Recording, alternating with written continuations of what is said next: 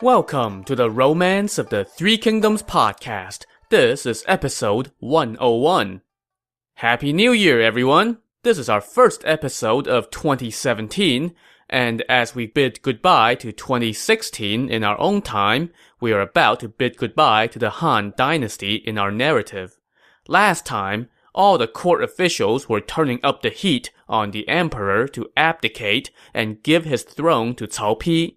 They even went so far as to execute the guy in charge of the imperial seal when he refused to hand it over. Seeing that the court officials were not messing around, and seeing a few hundred of Cao Pi's armed guards hanging around the main hall of his palace, the emperor wept and informed the officials. "I am willing to cede the empire to the king of Wei. I hope he will allow me to live out my years in peace."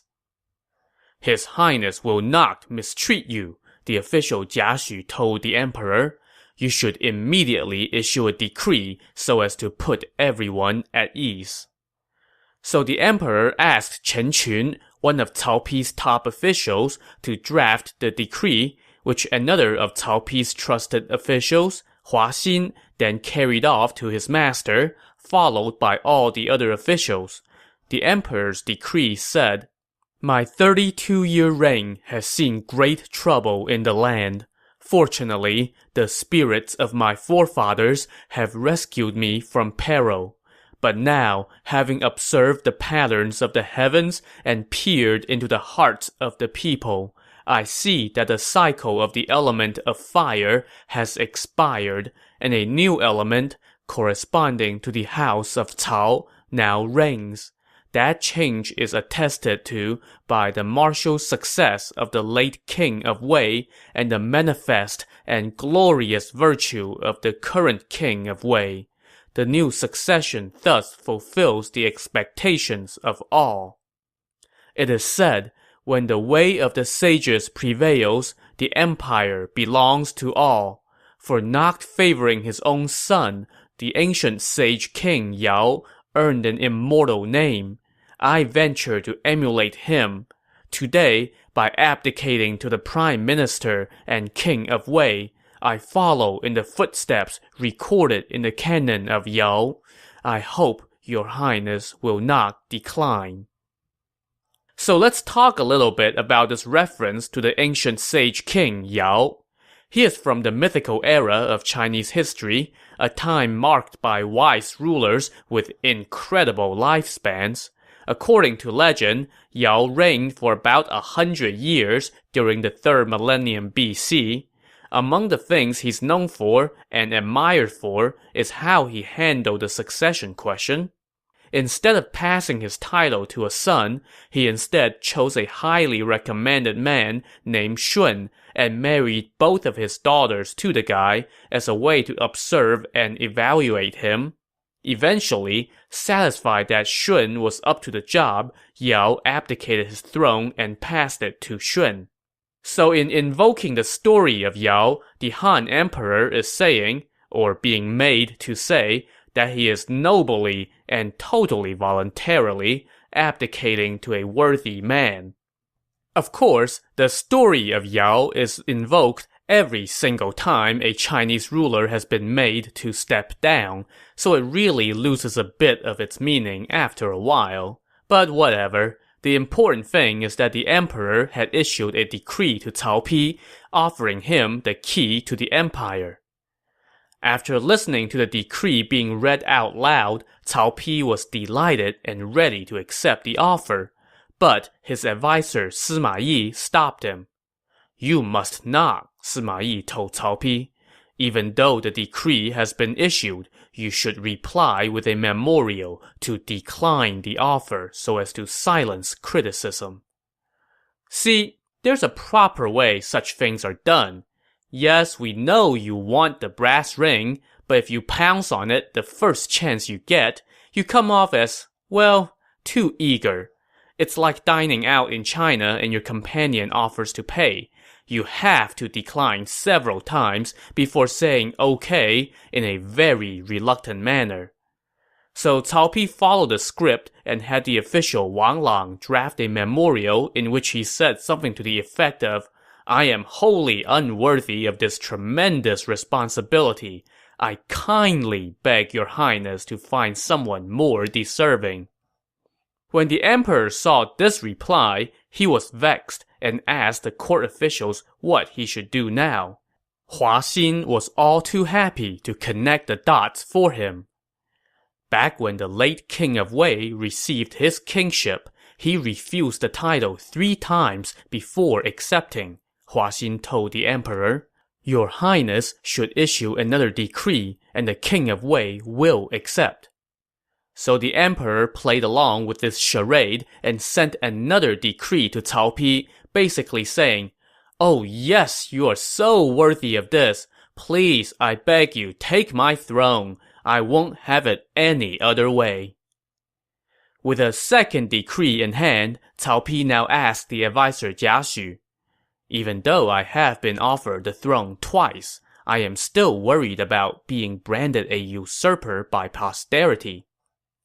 "That's easy enough," Jia Xu said. "Just send the envoy back and send instructions to Hua Xin. Have him ask the emperor to build an altar for the acceptance of abdication. Then pick an auspicious day and have all the officials assemble at the altar to witness the emperor personally handing over the seal. That will resolve all doubt and check all criticism." Of course, judging by how history remembers Cao Cao and his kin, I would say that this strategy obviously did not work. But hey, at least it resulted in a construction project and an excuse to party.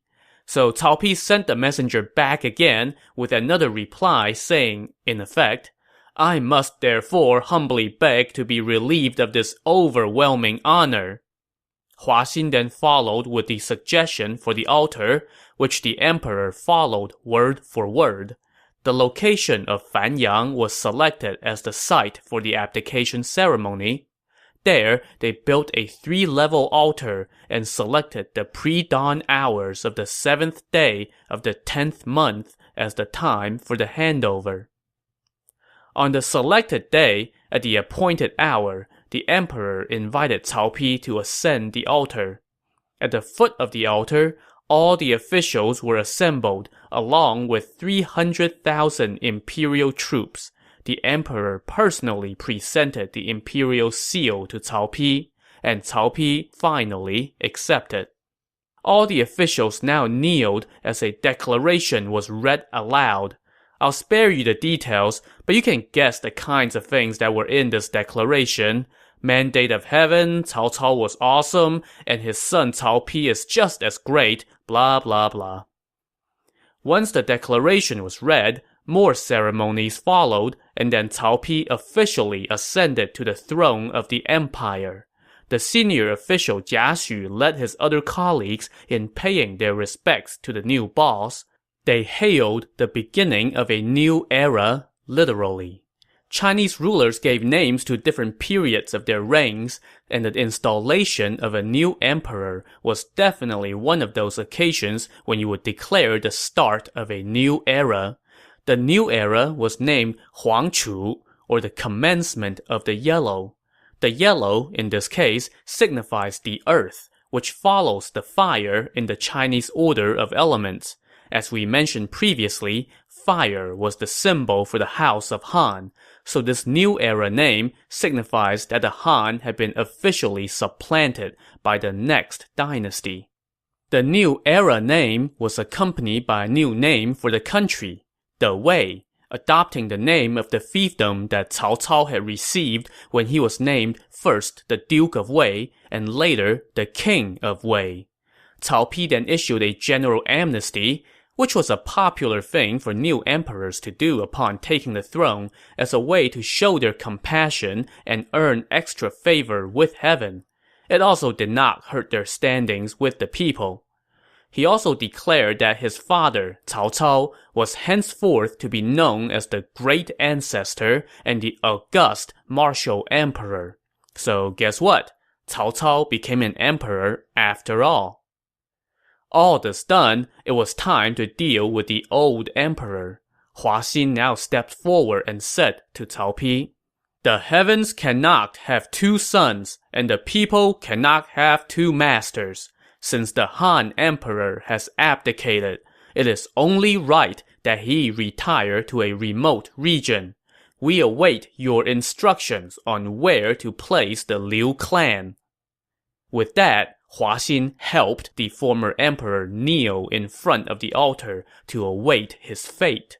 Cao Pi gave his decision, and Hua Xin now said to the deposed emperor, with a hand on his sword, "Elevating one emperor and removing another has been commonplace since antiquity. Our Lord is merciful and cannot bear to do you harm, so he has named you the Duke of Shanyang. Depart for your new post immediately, and do not come to court without being summoned." With tears in his eyes, the deposed emperor bowed and thanked Cao Pi for his leniency and then rode off. Everyone who witnessed this end of a 400-year dynasty could not help but feel a pang of sadness. Then, Cao Pi declared to the assembled masses, "Now I can appreciate the succession of the sage kings Yao and Shun." "Long live our sovereign!" the officials chanted. So at this moment, in the year 220, is when we finally have the first official kingdom in our romance of the Three Kingdoms. It only took 36 years in real time, 2.5 years in podcast time, and 100 episodes since the start of the novel for us to get here.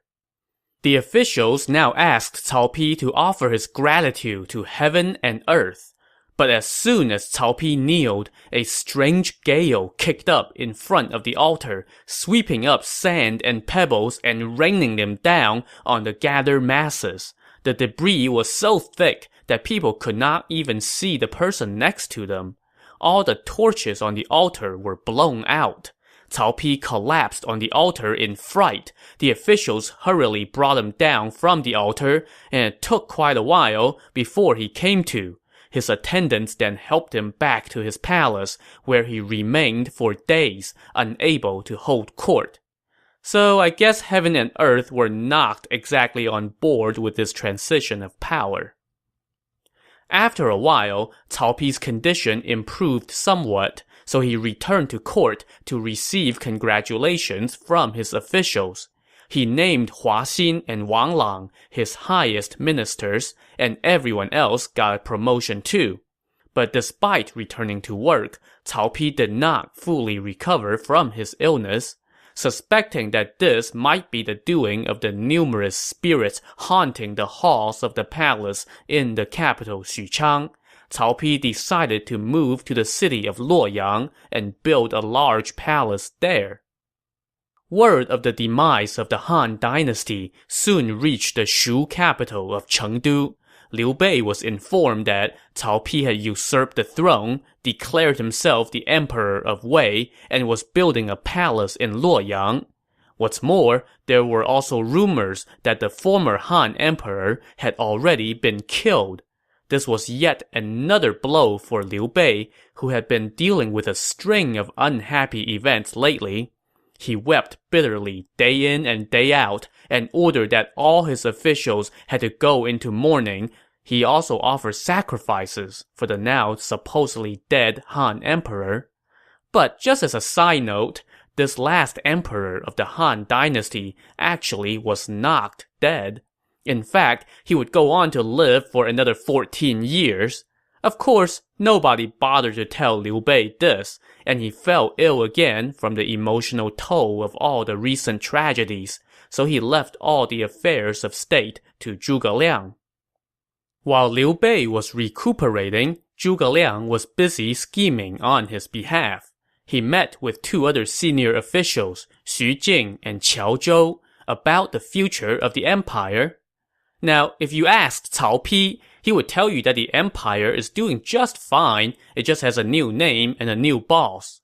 But from where Liu Bei was sitting, the empire was not fine. It was in turmoil because it no longer had a true emperor, since Cao Pi is nothing more than a usurper in the eyes of someone from the house of Liu. So, the thinking goes, an empire cannot go a day without a ruler, and since the old emperor was presumably dead, we needed to find a new guy from the house of Liu to take his place. Oh hey, how convenient that we have this guy, Liu Bei, who is a member of the imperial house, the imperial uncle, in fact, and he's already sitting on top of a nice little empire of his own. Let's name him emperor. But wait, is that cool with heaven and earth? How would we know? Oh, if we only had a sign. Recently, we have had the good omen of auspicious winds and clouds, Qiao Zhou said, which, on one hand, was quite convenient, but on the other hand, come on dude, winds and clouds? When Cao Pi declared himself emperor, he had sightings of phoenixes and unicorns and dragons. Try a little harder, man. In the northwest corner of Chengdu, a yellow haze rose high into the sky, Qiao Zhou continued. Now, personally, I would just call that wind blowing dust around, but okay. The imperial star was seen in the middle of the western quarter of the sky, Qiao Zhou went on. And hey, now we're finally getting somewhere. It was shining with an august fire and bright as the moon. These signs indicate that it is time for His Highness to assume the imperial throne and continue the line of the Han. There can be no doubt. Nice wind and clouds and yellow dirt being blown around were good enough for Zhuge Liang and company, and the alignment of the stars didn't hurt either. So they got all the other officials to submit a petition to Liu Bei, asking him to ascend to the throne as emperor. But when Liu Bei read this petition, he was taken aback. "Are you trying to make me a disloyal and dishonorable man?" he asked. "Not so," Zhuge Liang replied. "Since Cao Pi has usurped the throne from the Han and made himself emperor, it is only right that your highness, as a kinsman of the Han, should continue your house." But Liu Bei's countenance changed, and he said angrily, "Am I to follow the examples of renegades and traitors?" And with that, he waved his sleeve and walked into his private chamber, and his officials had no choice but to leave. 3 days later, Zhuge Liang once again led all the officials to court and asked Liu Bei to join them. When he arrived, they all kneeled, and the official Xu Jing said to Liu Bei, "The emperor of the Han has died at Cao Pi's hand. In the name of loyalty and honor, your highness must ascend to the throne and mobilize an army to punish the usurper. There is no one in the land who does not wish that your highness would become emperor and avenge your predecessor. If you do not follow your servant's suggestion, you would be disappointing the people." "Even though I am a descendant of the Emperor Jing, I have not done much for the people," Liu Bei said. "If I make myself emperor now, what is the difference between that and usurpation?" Zhuge Liang and company now just said, "Come on, do it." But Liu Bei would not give in to their repeated entreaties. Soon after this, Zhuge Liang began to stay home, letting it be known that he was sick. When word of this reached Liu Bei, he quickly went to check on Zhuge Liang. Sitting bedside, Liu Bei asked, "What ails you, Director General?" "An anxiety so great that I fear I do not have long to live," Zhuge Liang replied. "What is making you so anxious?" Liu Bei asked. But Zhuge Liang refused to tell him, instead closing his eyes and just telling Liu Bei that he was too sick to discuss it. After Liu Bei asked time and again for the cause of his ailment, Zhuge Liang sighed and said, "Ever since I met your highness and left my thatched hut, I have followed you to this day, and you have listened to my every word. Fortune has blessed your highness with both halves of the riverlands, just as I predicted. Now, Cao Pi has usurped the throne, and the line of the Han is on the brink of termination. All the officials wish to make your highness the emperor and make a name for themselves in helping you exterminate the Wei and revitalize the house of Liu. But who knew that your highness would stubbornly refuse? All the officials are now disgruntled, and they will soon disband. Once your officials and generals are gone, if the Wei and Dongwu attack us, the riverlands will be lost. How can I not be anxious? To this, Liu Bei replied, It's not that I want to refuse. It's just that I fear being judged harshly by the world. But as the sage Confucius said, incorrect names make for illogical positions, Zhuge Liang said. Right now, your highness would be entirely justified in taking such an action. What criticism could there be? Have you not heard of the saying, refuse what heaven grants you at your own peril? Relenting just a bit, Liu Bei said, We can wait until you have recovered before moving ahead. Wait till I recover, eh? When Zhuge Liang heard that, he leaped off his bed and knocked on his screen. On cue, a bunch of court officials entered, kneeled, and said, Since your highness has agreed, please select a date for the ceremony. So yeah, it was all just a setup by Zhuge Liang, but Liu Bei was not about to give in without protesting one last time. You guys are the ones who will bring dishonor upon me, he said. Since your highness has agreed to our request, we should build an altar and select an auspicious date for the ceremony, Zhuge Liang said. So honor schmonor, we're doing this thing. Zhuge Liang asked Liu Bei to return to his palace, and then put some people in charge of planning the ceremony. They built an altar to the south of Chengdu. Once everything was ready, on the 15th of May in the year 221, the officials gathered and asked Liu Bei to ascend the altar and accept the throne. The official Qiao Zhou then read aloud a fancy declaration on behalf of Liu Bei, which was all about how, in these awful times when usurpers threaten the empire, the land must have a ruler, and I, Liu Bei, have no choice but to humbly answer the call of heaven, and so forth and so forth and so forth. After the declaration was read, Zhuge Liang and others brought forth a jade imperial seal, which Liu Bei received and then placed on the altar. He then refused the seal time and again, just for show. Gotta look humble, you know. I have neither talent nor virtue, Liu Bei said. You should find someone who does and elevate him. Ha ha ha ha ha, okay, whatever.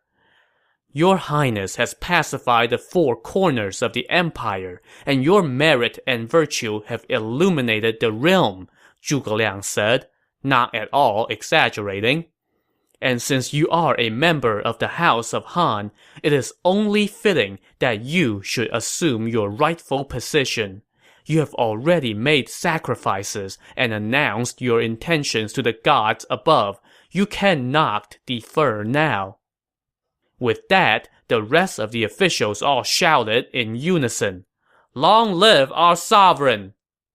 And so Liu Bei, who so did not want to be emperor, was pushed by everyone around him into oh so reluctantly becoming emperor. He named his son Liu Chan, aka the former infant that the general Zhao Yun rescued from the midst of Cao Cao's army, as his heir. Liu Bei's other sons became princes. Zhuge Liang was appointed his prime minister, and everyone else got promotions as well.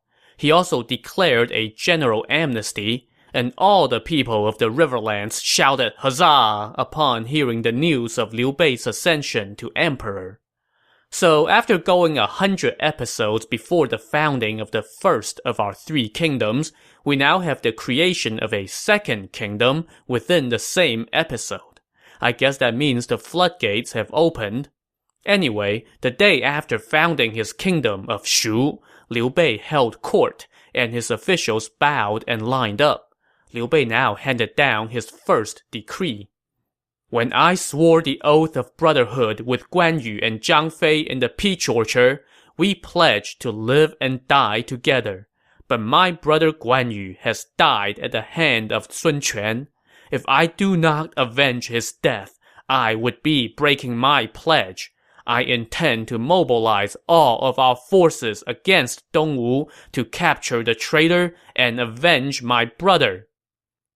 But Liu Bei had barely finished relaying his intentions when someone stepped forward, kneeled on the ground, and said, "You must not." This was the general Zhao Yun, one of Liu Bei's most trusted confidants and friends. So why was he opposing Liu Bei's quest for vengeance? "The traitor to the state is Cao Cao, not Sun Quan," Zhao Yun said. "Right now, Cao Pi has angered the gods by usurping the Han. Your Highness should make the land within the passes your target. Station your men along the upper Wei River so as to bring these renegades to justice. If you do so, the Han loyalists on the other side of the passes will no doubt rush to welcome you. If, however, you ignore the Wei and attack Dongwu, once our forces are engaged, they cannot be recalled quickly. Please consider this matter carefully." But Liu Bei was not in a mood for naysayers. "Sun Quan killed my brother," he said to Zhao Yun. "Also, the likes of Fu Shiren, Mi Fang, Pan Zhang, and Ma Zhong all have blood on their hands. Only when I have gnawed on their flesh and exterminated their clans can my anger be soothed. Why are you trying to stop me?" War against traitors to the Han is a state matter, while war for the sake of a brother is a personal matter, Zhao Yun replied. Please put the good of the state first. If I do not avenge my brother, even if I possess the entire empire, what good would it do me? Liu Bei retorted. And so he rejected Zhao Yun's advice and sent out the order to prepare his troops for an attack on Dongwu. He sent envoys to the neighboring Fan people, an ethnic minority, to borrow 50,000 troops from them. At the same time, he sent word to Langzhong, where Zhang Fei was stationed, to give him a few nice new titles befitting the brother of an emperor. Speaking of Zhang Fei, how has he been dealing with the death of his brother Guan Yu? Not well, to say the least. Ever since he got the bad news, Zhang Fei had been weeping day and night until blood from his eyes soaked his shirt. His officers tried to console him with his favorite vice, wine. But that only exacerbated the situation, because when Zhang Fei got drunk, he got angry. And when Zhang Fei got angry, people got hurt. Zhang Fei took his frustration out on his men. Anyone who committed the slightest infraction received a whipping, and many were whipped to death. Every day, Zhang Fei looked to the south with gritted teeth and glowering eyes, seething with hatred and crying non-stop. Then, one day, an envoy arrived from Chengdu and read a decree telling Zhang Fei that he was now the brother of an emperor and holder of some fancy new titles. Zhang Fei bowed to the north to offer his thanks to his liege and then treated the envoy to wine. My brother Guan Yu's death must be avenged, Zhang Fei said to the envoy. Why have the members of the court not appealed to His Highness to mobilize the troops? Many are advising His Highness to exterminate Wei before attacking Dongwu, the envoy told him. What kind of nonsense is that? Zhang Fei said angrily. When the three of us swore our oath in the peach orchard, we pledged to live and die together. Brother Guan has fallen midway through our journey. How can I enjoy my wealth and rank alone? I must go see His Highness in person and volunteer to be the vanguard. Under the banner of mourning, I shall attack Dongwu, capture the traitors, and sacrifice them to Brother Guan so as to fulfill our oath. And so Zhang Fei set off for Chengdu with the envoy. To see if there will be war between Shu and Dongwu, tune in to the next episode of the Romance of the Three Kingdoms podcast. Thanks for listening.